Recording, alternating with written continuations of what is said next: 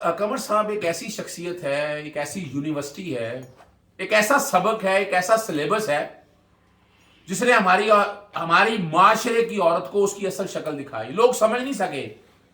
कौन लोग नहीं समझ सके? वो लोग जो समझना नहीं चाहते थे। और मैं इस मामले में इन्हें उस्ताद मानता हूं।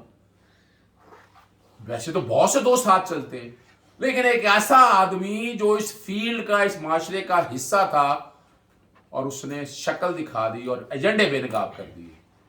मगर इसका एक और दूसरा रूप भी है। अच्छा, वो प्यारा भी है, और मेरा ख्याल है जितना प्यार, मोहब्बत, पैट्रियटिज्म मुल्क के हवाले से खलील रहमान कमर साहब को है, मैं बाकियों में बात कर रहा हूँ, मैं इनको सेपरेट नहीं कर रहा, लेकिन जो अल्लाह ताला ने ज़हनी सलाहियत और जो जज्बा इनको दिया ना सीखने के लिए तालिब इल्मों के हवाले से, और मैं इसीलिए आज सिर्फ चूंकि फरमाइश थी, अब सियासी बात कर रहे हैं, मैं इनके प्रोग्राम में भी कैपिटल टीवी में जाना हुआ है, पब्लिक टीवी में पब्लिक टीवी में जाना हुआ वहाँ, और वो अनोखा रंग देखा।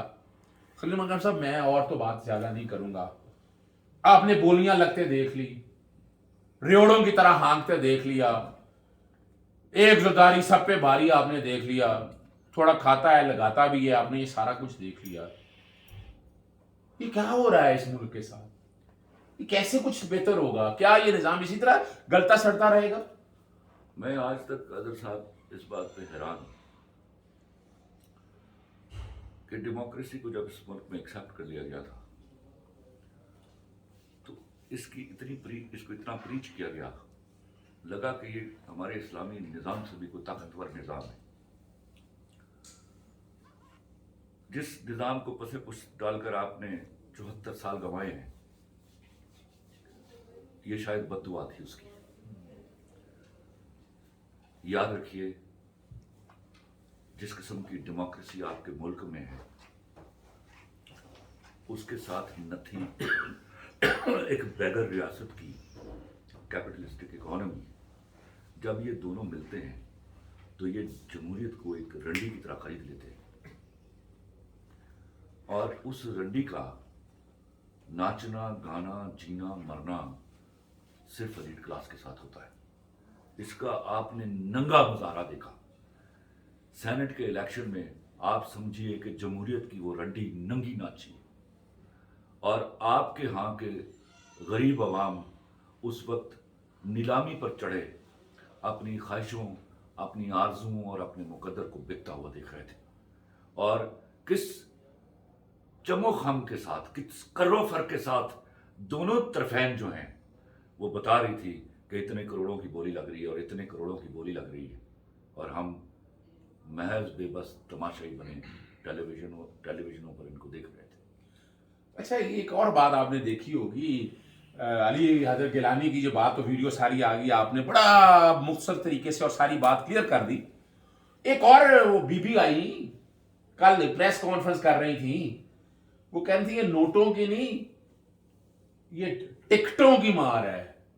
आप अंदाजा लगाएं कि उस माशरे में, यानी मैं हाईकोर्ट बार इलेक्शन नहीं लड़ता, मैं बार काउंसिल जब बार एसोसिएशन का, अब 5 करोड़ 10 करोड़ जब लगाना है तो फिर कमाना भी है ना, इसी तरह ही ना।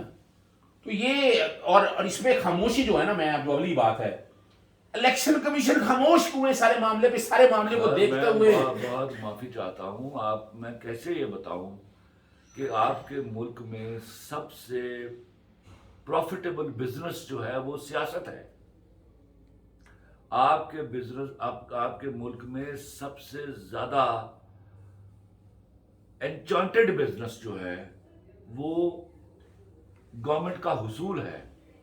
उसके लिए हमारे खून से नुचड़े हुए जो रुपए हैं इनकी जेबों में मौजूद है, वो उन्हीं से खरीद लेते हैं।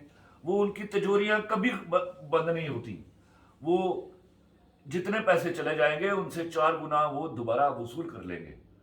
आपको चेक करना है, एक कौम को जो बेगैरत बनकर ये तमाशा देख रही है, उसको महसूस करना है कि हमारी रगों में खून की और कितनी बोतलें बाकी हैं जो हमने इन हराम ज़दगियों पर निछावर करनी है। आप तो फिर इनकलाब की बात कर रहे हैं, कोई ये इनकलाब तो नहीं यहाँ आने वाला, मैं नहीं समझता, मुझे तो नहीं नजर आ रहा यहाँ इनकलाब। या तो रेड बकरी की तरह वो नारा लगाता है, اپنا کھاتا ہے لگاتا بھی ہے، جیسے میں نے کہا زرداری صاحب یعنی وہ نکل آتے ہیں بیوی زندہ ہے بھٹو زندہ ہے، یہ کیا نعرے ہیں؟ میں آج بھی کہتا ہوں، یہ میں پہلے بھی 2-3 دفعہ کہہ چکا ہوں، میں ایک پکا لاہوری آدمی ہوں.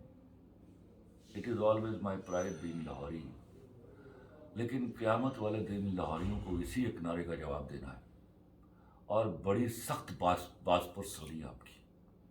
آپ نے اتنا غلیظ نعرہ ایجاد کیا ہے کہ آپ نے اپنی نسلوں کے ساتھ کھلواڑ کر دیا ہے. اس کو پتہ چل گیا ہے، وہ جو بی بی ہے نا، اس کو پتہ چل گیا ہے کہ میرے ہاں جو میرے پاس جو لوگ ہیں ان کی ذہنی حالت یہ ہے. وہ اسی طرح پھر گھسیٹ رہے ہیں پیٹ رہے ہیں. تو میں جو بات اصل کہہ رہا ہوں، تو ہم جو قوم امیدیں لگائی بیٹھی ہے عمران خان یہ کر دے گا یا بہتری لے آئے ہم گا، گاؤں کے وہ کتے ہیں جو گاڑی کے پیچھے بھاگ رہے ہیں. میں آپ کو ہماری ماسز کو گاؤں کا وہ کتا بنا دیا گیا ہے جو گاڑی کے پیچھے بھاگتی ہے. اس سارے نظام میں آپ جو اب میں as an icon as a beacon آپ ساری باتوں کو سامنے رکھتے ہیں، روشنی کی کرن کو سامنے رکھتے ہوئے ادارے تو یہاں نظر آ گئے کہ الیکشن کمیشن، یعنی آپ مثال دیکھتے ہیں کہ مریم نواز صاحب اور یہ سارے جب سپریم کورٹ نے فیصلہ دیا، معتبر ادارے نے دیا، ڈسکوالیفائی کر دیا، نیب کورٹوں نے سزائیں دے دی، اور وہ کو کیا کچھ کہتے نہیں رہے. اور دوسری طرف وہ اپنا یہی P D M election commission کے سامنے جا کے کیا کچھ باتیں کرتی رہی ہیں، وہاں خاموشی ہے. اور یہ ایک پریس ریلیز جا کر جو باتیں کرنا چاہ رہی ہے، تو یہ کیا ہوگا؟ یہ 35-40 سال کی لگی ہوئی پنیریاں جب درخت بن جاتی ہیں تو پھر یاد رکھیے گا وہ جس پرپز کے لیے لگائی گئی ہوتی ہیں وہ وہاں اسی قسم کا پھل جو ہے آپ کو میسر آتا ہے. وہاں سے اب آپ ماسز کو چھاؤں نہیں ملنے والی. اور دیکھیے گا جی، آپ خلیل الرحمان قمر صاحب نے بہت بڑی بات کہہ دی ہے. یہ قوم کو دیکھیں، انقلاب اپنی جگہ چھوڑے، آپ کو سوچنا ہے باحثیت قوم، لگاتا ہے کھاتا بھی ہے، ایک زرداری سب پہ باری. بھٹو صاحب زندہ نہیں، وہ یہ نعرہ بدل دینا چاہیے. سینٹ الیکشن کے بعد یہ نعرہ ہونا چاہیے ایک زرداری پورے پاکستان پہ باری. نہیں، اب آپ کے سامنے انہوں نے بڑی صاف لگا، یہ قوم کو کرنا ہے فیصلہ. یہ جو ہم یعنی باتیں بڑی ہیں 50 60 70 80 سال سے دیکھ رہے ہیں، عام غریب آدمی کے لیے کسی نے کچھ نہیں کیا. روٹی کپڑا جس کے نعرے لگے سب نے دیکھ لیے. کیونکہ غریب آدمی نے اپنے آپ کے لیے کچھ نہیں کیا، اور خدا نے کبھی ان قوموں کی حالت نہیں بدلی جنہیں آپ اپنی حالت کے بدلنے کا خیال نہ ہو. یہ آپ کے سامنے بڑی مختصر بات ساری کر دی ہے. چینل سبسکرائب کرتے رہیں اور بیل آئیکن ضرور کلک کیجئے گا تاکہ لیٹسٹ انفارمیشن آ جائیں. ہمارا ذرا فرق یہ ہے کہ ذرا سلیکٹڈ سی بات کوشش کر کے ٹائم نکالا تھا، اسی لیے نکالا تھا تاکہ آپ تک سچی بات آ جائے. اجازت دیجیے گا. السلام علیکم. اللہ حافظ.